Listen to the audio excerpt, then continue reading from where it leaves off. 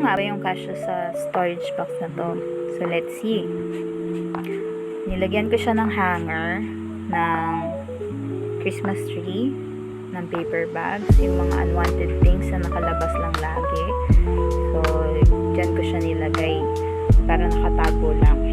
So, I needed this storage kasi nakakatulong siya para yung mga things namin is mabuwas-buwasan dito sa loob ng bahay kasi kailangan namin yung space dito sa bahay. Maliit lang siya. Kaya yung mga gusto namin sana mabiling gamit is multipurpose din siya.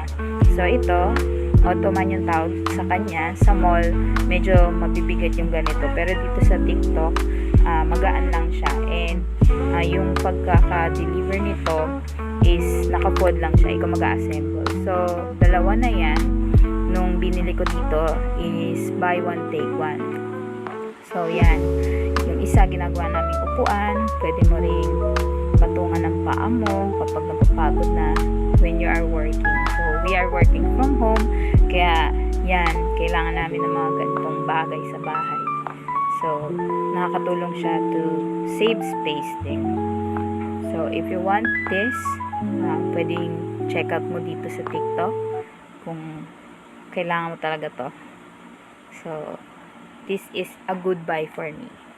So, yun lang. Thanks for watching.